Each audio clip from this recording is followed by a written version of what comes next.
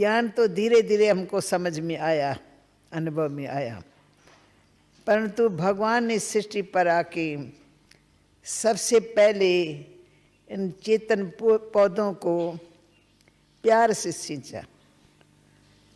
बाबा के चेहरे से, बाबा के नैनों से प्यार जैसे झलकता था, इसलिए दिल चाहती थी हम बाबा को देखते ही रहें और बाबा भी हमको देखते रहें। तो जैसे हमने बाबा के प्यार का अनुभव किया, तो जब मम्मा शुरू में आई हैं, थोड़ी सी हिस्ट्री ज़रूर सुनाऊंगी जिससे आपको पता लगे। तो मम्मा भी हैदराबाद सिंध में और बाबा भी हैदराबाद सिंध में, और घर दोनों के नज़दीक नज़दीक थे, इसलिए बाबा के लौकिक रिश्ते में जो जसोता बहन बाबा की धर्म पत्नी थी, उसके रिश्ते में वो लगती थी, परंतु डायरेक्ट बाबा के कोई संबंध में नहीं थी। बाबा उनको जानते थे और मम्मा भी जानती थी, परंतु जब शिव बाबा ने प्रवेश किया तो बात ही और हो गई। कल वो दादा लेखराज और आज देखो प्रजापिता ब्रह्मा, दिव्य साक्षात्कार होने लगे। तो जब दिव्य साक्षात्कार होने लगे तो ये बात शहर में फैल गई, लोग इसी आकर्षण के कारण बाबा के पास आने लगे। वही ऐसे कैसे होता है? तो घर बैठे भी बहुतों को दिव्य साक्षात्कार होते थे। तो मम्मा कुमारी थी और पास में ही रहती थी, तो मम्मा को जैसे ही पता लगा माँ के द्वारा, तो मम्मा ने आना शुरू किया। और जैसे मम्मा ने बाबा को देखा, बाबा ने मम्मा को देखा, वैसे बाबा ने एकदम, जैसे किसी का साक्षात्कार हो जाए ना, तो बाबा को एकदम स्मृति आ गई कि ये मेरी कल पहले वाली बच्ची है और यही सब कुछ संभालेगी। और मम्मा को लगा ये मुझे मेरा सच्चा पिता, सच्चा गीता ज्ञानदाता मिल गया। तो मम्मा बाबा में, बाबा मम्मा में, दोनों ही समा गए जैसे प्यार में। फिर तो मम्मा रोज आने लगी। बाबा रोज एक गीत बनाता था, मम्मा को देता था, मम्मा तुम तर्ज निकालो, क्योंकि मम्मा गीत गाने में बहुत होशियार थी। स्कूलों में बड़े बड़े इनाम मिलते थे मम्मा को। तो बाबा ने भी मम्मा को सेवा में लगाने के लिए नित्य नया गीत बना करके मम्मा को देता था, और मम्मा तर्ज निकाल करके सभा के बीच में गाते थे। तो मम्मा के गाने का जो रूप रंग था, वो गाना नहीं गा रही हैं, परंतु मम्मा के नैन चैन सब गीत गा रहे हैं। मम्मा के चेहरे से लगता था गीत मम्मा सुनाती रहे और हम मम्मा को देखते रहे, देखते रहे, देखते रहे। बाबा ने ओम की धुनी सिखलाई, तो उसमें भी मम्मा ने बाजे के ऊपर ओम का तर्ज निकाला, और जब सभा शुरू होती थी तो मम्मा गीत गाती थी या ओम की धुनी भी लगाती थी। तो इस आधार से हमारे सत्संग की शुरुआत हुई। और हम बच्चियां भी छोटी सी एज में थे, पड़ोस में मैं भी रहती थी, तो हम भी बाबा के घर में नज़दीक में आते रहे। तो मम्मा के गीतों के आधार पर हम कुमारियाँ भी मम्मा के साथी बन गई। हमको मालूम है मम्मा गीत गाएंगी और हमारे जैसी बहनों का मम्मा को साथ मिलेगा। ऐसे करते करते हम आगे बढ़ते गए, बढ़ते गए। तब तो हम मम्मा नहीं बोलते थे, परंतु कुदरती मम्मा के चेहरे में एक गंभीरता और मुस्कान दोनों ही एकदम इकट्ठे दिखाई पड़ते थे। हर्षित मुख भी है और गंभीर भी है। और जब मम्मा सड़क से गुजरती थी तो हम स्कूल की लड़कियां खड़े होकर मम्मा को देखते थे। ना मालूम क्या कशिश होती थी, मम्मा की पहचान कुछ भी नहीं है, वो स्कूल की लड़कियां स्कूल के ड्रेस में, परंतु दिल करता था नहीं इनको देखे। दोनों बहनें समान समान लगती थी, बाल लंबे लंबे, सूरत में दिव्यता भी, गंभीरता भी, और चेहरा मीठा मुस्कान वाला। ये तो मालूम नहीं था ना कल ये हमारी मम्मा बनेगी, खैर आते आते सभा में मम्मा आगे बढ़ती गई। फिर जब हम कुमारियाँ आती थी तो मम्मा के हाथ में कुमारियों की दिनचर्या और माताओं की दिनचर्या बहुत रहती थी। रहते हम घर में थे, पर रोज़ आना, रोज़ मम्मा हम लोगों को कोई ना कोई ऐसी मीठी शिक्षा देती थी जो हमारे घर में भी यूज़ में आती थी। क्योंकि हम बंदेलियाँ हो गई, जल्दी ये आवाज़ फैल गया कि जो ओम मंडली में जाता है वो फिर वापस नहीं आता है। ऐसा फैल गया जो लोगों ने हमको आने के लिए रोकथाम की। हमारे माँ बाप को कहा इन्हों को मत जाने दो। तो मम्मा शिक्षा देती थी कि तुम लोग आ सकते हो, कोई मना नहीं कर सकता है, परंतु तुम्हें प्रेम और ज्ञान से व्यवहार करो। जिद नहीं दिखाना है, हठ नहीं करना है, तो माँ बाप और भी तुम्हारे लिए समझे कि ज्ञान में जाके क्या सीखी है। उनको लगे कि वो जहाँ जा रही है वहाँ बहुत अच्छी अच्छी शिक्षा इनको मिलती है। उनकी सेवा करो, उनसे मीठा बोलो, वो कुछ गाली दे तो सहन करो, सामना नहीं करो। इस तरह से मम्मा हमको मीठी मीठी शिक्षाएं देती थी। तो हम बंदेलियों के दिल को भी मम्मा ने जीत लिया। ऐसी शिक्षा देती थी जो उस शिक्षा को हम यूज़ करते थे घरों में तो हम सक्सेसफुल हो जाते थे।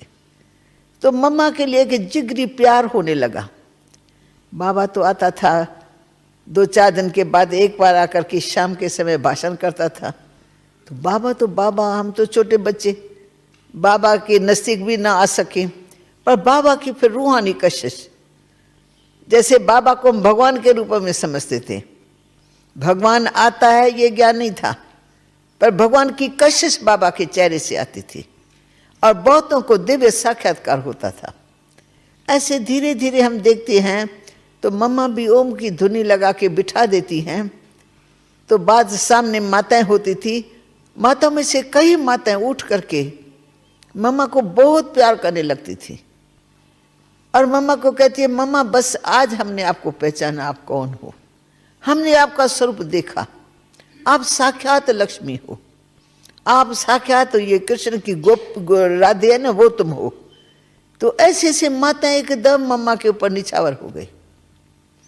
फिर थोड़ा मम्मा भी आगे बढ़ती गई, जो बढ़ती गई तो हमने देखा बाबा ने जो भी ज्ञान उस समय दिया, उस ज्ञान देने का मम्मा में एक ऐसा वो आ गया, हुनर आ गया कि बाबा वाणी चलाता था, मम्मा कैच कर लेती थी।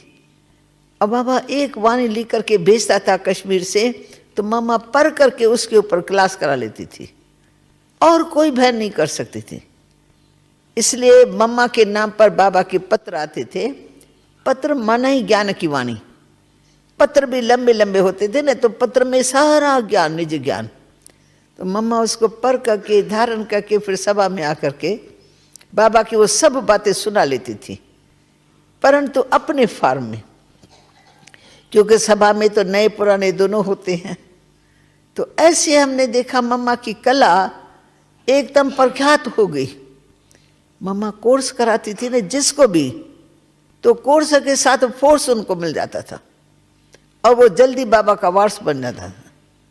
जिनको भी मम्मा ने कोर्स कराया वो कभी गया नहीं, टूटा ही नहीं समझो। हमने कराया, उसने कराया, उसने कराया, कभी आया, कोई नहीं आया, कहीं कैसे, जैसी हमारी उस समय अवस्था होंगी ऐसा ही काम होता था। मम्मा का कोर्स कराया हुआ कोई भी वापस नहीं गया। ये मम्मा की विशेष धारणा थी और इतनी जिगरी मीठी थी, अंदर में निस्वार्थ। महिमा का उस मम्मा को नहीं था, पर सेवा भाव बहुत था। इसलिए माताओं कन्याओं के दिल को मम्मा ने जीत लिया। तो ओम मंडली जब शुरुआत थी तब मम्मा की ये अवस्था रही।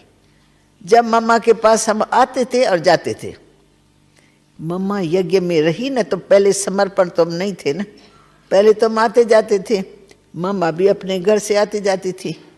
मम्मा कभी भी यज्ञ में खाती नहीं थी। हम सभी बहनें फिर भी खा लेते थे, भाई देरी हो गई है, नाश्ता यहाँ तैयार है, अब घर में अभी मिलेगा न मिलेगा, चलो यहाँ सभी से क्या खा रहे, हम भी खा लेते हैं। लेकिन मम्मा ऐसे नहीं खाती थी। मम्मा से सभी ने पूछा, मम्मा आप क्यों नहीं खाती हो?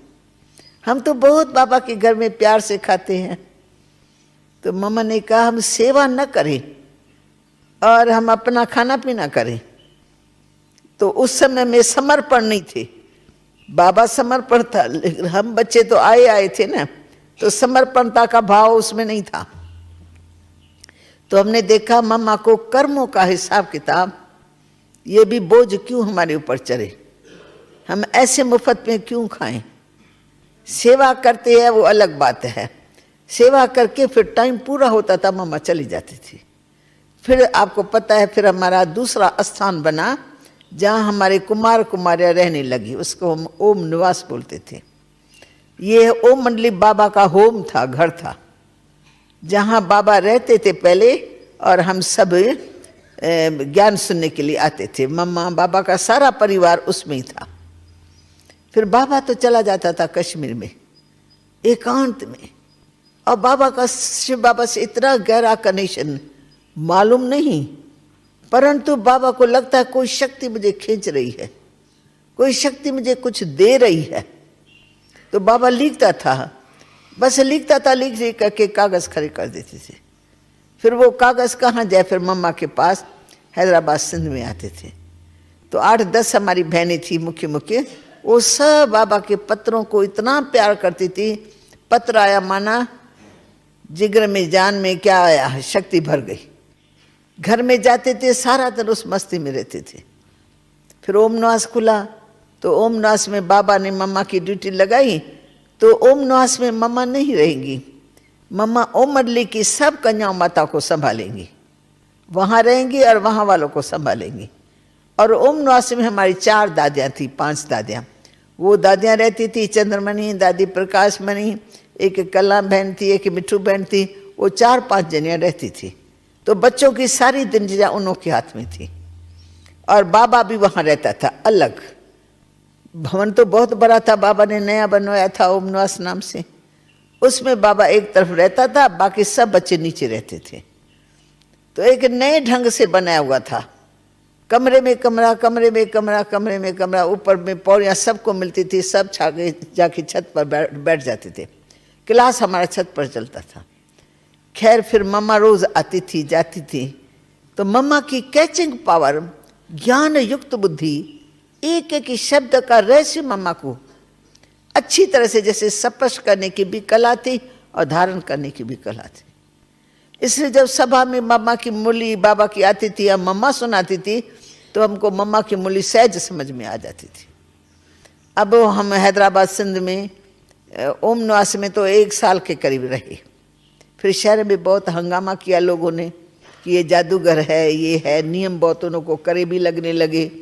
कई प्रकार के आरोप उन्होंने धरे कि दादा लेखराज कन्याओं माता को फंसाने के लिए उसने ये ढोंग रचा है। तो इसलिए सारे शहर में गर्मा गर्मी बहुत थी। फिर बाबा को कराची में बच्चों ने निमंत्रण दिया, तो बाबा हम सब बच्चों को कराची में लेके गए। तो कराची में 3-4 बंगले नज़दीक में थे। एक में जो सरेंडर भाई बहन हुए थे उनके बाल बच्चे और परिवार का परिवार, दूसरे में कुमार थे, दूसरे में हमारे जैसी जवान कुमारियाँ थी, और 5वें में मम्मा बाबा कुछ अलग अलग, बाबा अलग रहता था। बाबा बिल्कुल क्लिफ्टन के किनारे पर बंगला था, उसमें बाबा अपनी फैमिली सहित रहता था। इसलिए दुनिया कहती थी ना ये तो ऐसा हो गया, उसने तो अभी कन्याओं माता। बाबा दिखाता मेरे साथ मेरी फैमिली है। मैं तो टीचर ऊपर में जाता हूँ, 1 घंटा डिस्कोर्स दे के आ जाता हूँ, बाकी मैं रहता यहाँ हूँ। तो बाबा के लिए वो सेफ्टी का स्थान भी था। अच्छा, फिर मम्मा रहती थी हम बच्चों के साथ। हमने देखा मम्मा दिनचर्या में बिल्कुल एक्यूरेट। जहाँ मम्मा रहती थी वहाँ हम, नाम था कुंज भवन।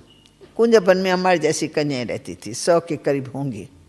तो मम्मा सबसे ऊपर रहती थी। तो सुबह का गीत बजा तो सबसे पहले देखो मम्मा की लाइट ऑन है। फिर मम्मा तैयार होकर के योग कराती थी। फिर तैयार होकर के मुरली सुनाने के लिए मम्मा का रोज़ समझो नित्य नेम से मम्मा क्लास में आकर के बाबा के महावाक्य सुनाती थी, जो बाबा की लिखत आती थी वो। फिर दिनचर्या में सब जो काम हमारा है ना, हर कार्य में मम्मा पहले आगे है। हमारे को मम्मा कहती कम थी पर करती जाती थी। सबसे पहले देखो मम्मा बैठी है। भोजन खाने का टाइम होगा, बेल बजेगा, हमारे जैसे बच्चे अलग बेले अच्छा पीछे खाती है। अभी 12:30 बजे ना, चलो 1 बजे खाएंगे, चलो 2 बजे खाएंगे। तो हम लोग आलस सुस्ते में कभी देरी से खाते, कभी जल्दी। मामा 12:30 बजे बेल बजा और सबसे पहले लाइन में बैठ जाए अकेली। फिर मम्मा को देख करके सब एक दो के पीछे पीछे भाग करके वो जो हाल होता था वो हमारा भर जाता था। ऐसे क्लास शुरू होगा सबसे पहले मम्मा, योग शुरू होगा सबसे पहले मम्मा। हर दिनचर्या में मम्मा एक्यूरेट थी और हर कार्य में अपना हाथ डालती थी। सिलाई करना है तो भी मम्मा आएंगी, देखेंगी सब सिलाई करने बैठी हैं, नहीं तो मम्मा भी बैठ करके हमको, उनका बैठना ही हमको सिखलाना है। तो हम मम्मा को उठा लेते, मम्मा ये तो हमारा काम है, ये आपका काम नहीं है। बस हम आ गए मम्मा, हमारे को थोड़ी देरी हो गई, हम पहुंच गए। अभी आप तो अपनी सेवाओं में बिजी रहते ही हैं, आपके लिए ये सेवा नहीं है। तो मतलब यज्ञ के हर सेवा में सब्जी काटना तो पहले मम्मा, हर हफ्ते भोजन बनता था तो हमारा टर्न बना हुआ था। 7 दिन में ये बहनें ये ग्रुप करेंगे, एक दिन दूसरा दिन तीसरा, सबका टर्न था। पर हर टर्न में मम्मा हाजिर रहेंगी। रोटी बेलने पर कोई पहुंचा ना पहुंचा तो मम्मा को कहने की दरकार नहीं, मम्मा का खड़ा होना माना ही सबको संदेश मिल गया कि हम लेट हो जाएंगे क्योंकि मम्मा अभी पहुंच गई होंगी भंडारे में। तो दिनचर्या को चलाने में प्रैक्टिकल मम्मा का वो था, सहयोग था। कहती नहीं थी पर ऐसा एक्यूरेट चलती थी जो मम्मा के पीछे पीछे चल पड़ते थे। एक तो ये मम्मा की विशेषता। दूसरा, मम्मी के गुण ऐसे थे कि हमारी पालना ऐसे की जैसे माँ बच्चों की पालना करे। क्योंकि हम भी छोटे छोटे थे और इतना बड़े संगठन में पहले तो रहे ही नहीं थे। अभी कराची में आके रहने लगे तो रहते रहते रहते कोई ना कोई बात की कमी पेशी नजर आ जाती थी। समझो किसी कमरे में बहुत गर्मी होती है तो सभी कहेंगे मैं इस गर्मी वाले कमरे में नहीं रहूंगी। मम्मा से सैल्यूशन मांगते थे, चिट्ठी लिखकर, मम्मा हमको बहुत गर्मी लगती है, हम सो नहीं सकते, हमको दूसरा कमरा चेंज करके दो। अच्छा, कोई कमरे में मच्छर जाते होते थे तो लिख करके देंगे, मम्मा इस कमरे में मच्छर बहुत है, हमारी नींद फिट जाती है, हम यहाँ नहीं रहेंगे। ऐसे ऐसे हर एक अपनी अपनी सैल्यूशन मांगता था। तो मम्मा देखती थी इनकी अवस्था ऐसी है, जो मम्मा कहे और ये माने, मम्मा कहे और वो न माने तो वो अच्छी बात नहीं है ना। फिर मम्मा ने एक संगठन तैयार किया जिसमें हमारा भी नाम था। हमारे जैसी 10-12 होंगी, 10 तो होंगी। तो मम्मा हम सबको तैयार करती थी, हर वक्त एवर रेडी रही। यज्ञ की कोई भी बात हो तो सब रेडी रहो कि हाँ ये नहीं रह सकती, वो नहीं रह सकती, मम्मा हम रहेंगे। मम्मा को ऐसा ग्रुप चाहिए जो सेक्रीफाइस कर सके, जो दूसरों को सहयोग दे सके, जो दूसरों की अवस्था देख करके उनको मदद करे और वो खुद अपना त्याग करके भी उसमें रहे। फिर एक कमरा ऐसा था, उसका नाम ही पड़ गया, ये मच्छरों वाला कमरा है। और इसका नाम इतना खराब हो गया, कोई भी बहन उस मच्छर वाले कमरे में नहीं रहना चाहती थी। पर हम बच्चों ने संगठन किया, मम्मा का एक इशारा, मम्मा के प्यार में हम खोए हुए थे। तो मम्मा कहती हैं कि ये कमरा है, तुम 10 बहनों को वहाँ सोना है, मंजूर है? हाँ मम्मा मंजूर है। हमने कमरे को ऐसा कर दिया जैसे वो आकर्षण का केंद्र बन गया। आज मम्मा हमारे कमरे में आ रही है। एक जैसी बहनें थी ना तो कभी मम्मा को बुला लेते, कभी दादी प्रकाश मणि को बुला लेते, कभी चंद्रमणि दादी को बुला लेते, कभी बाबा को बुला लेते। तो सभी हमको कहते, बहन जी ये कमरा ना, इस कमरे में कोई भी खटिया किसी कारण से भी खाली हो तो मेरे को भी इस कमरे में जरूर रखना। अब हमारे कमरे में सब आने लगे। हमने कहा नहीं नहीं, हम आपस में ठीक हैं, हमारा संगठन इकट्ठा योग भी करते हैं और इकट्ठे उठते हैं, रुआन भी करते हैं, मम्मा बाबा को भी बुला लेते हैं, इसलिए हम तो यहीं रहेंगे। मच्छर काटते थे, उसके लिए क्या युक्तियाँ निकाली वो तो मुझे याद नहीं है, पर हमको ये लगा मच्छरों ने फिर काटा ही नहीं। क्यों नहीं काटा वो मैं नहीं बता सकती, कोई दवाई यूज करते थे या नहीं करते थे। पर कमरा जो पहले बदनाम हुआ पड़ा था वो कमरा हमारा ऐसा हो गया कि सबको आकर्षण होने लगी।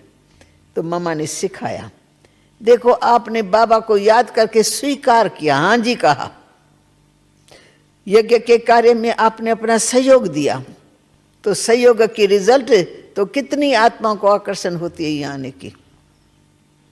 ऐसे मामा कहती थी जब कोई भी यज्ञ का काम हो ना तो आप अंदर ये ठान लो कि हमको सबसे पहले पहुंचना है। मानो गेहूं साफ करनी है तो गेहूं भी 3-3, 4-4 मन यहाँ के यहाँ डिगले डिगले बने हुए गेहूं के, तो सबसे पहले मम्मा आएंगी, दूसरा हमारा ग्रुप आएगा। एक अंदर में रख दिया कि नहीं हमको इस कार्य में सहयोग देना है, बस सबसे पहले बेल बजा और हम लोग गेहूं साफ करने लग जाएंगे।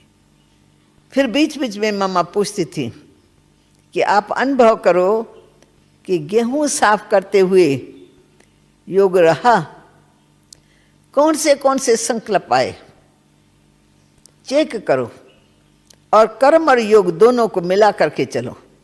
तो मम्मा गंभीरता से अपना काम करती रहती थी, इधर उधर मम्मा ध्यान नहीं देती, बैठी तो अपने कर्म में, पर कर्म प्लस योग। तो मम्मा के वाइब्रेशन से हम भी ऐसे करने लगे, हमको देखकर दूसरे करने लगे, तो हमारा संगठन बढ़ता गया। फिर मम्मा पापड़ बनाते थे, पापड़ 3-4 मण आटा, हम आधे से अंत तक काम पूरा करके उठते थे, क्योंकि ये विशेषता मम्मा में देखी।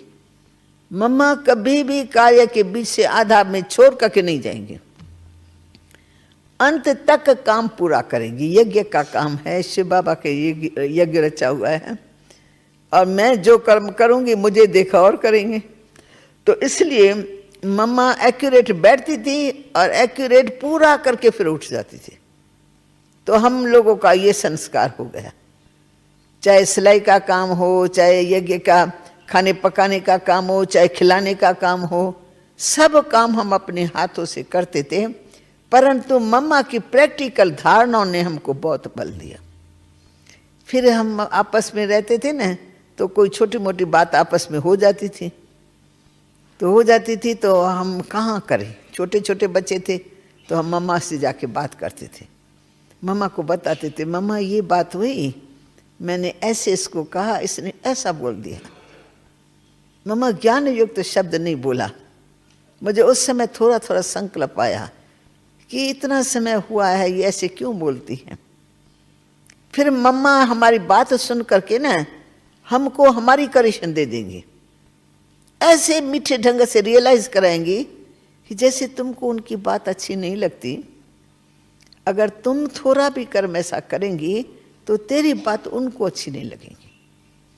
इससे तुम अपने काम में, अपनी धारणाओं में एक्यूरेट रहो, तुमको दे करके और सीखेंगे, वो कमजोर है तुम्हारे से।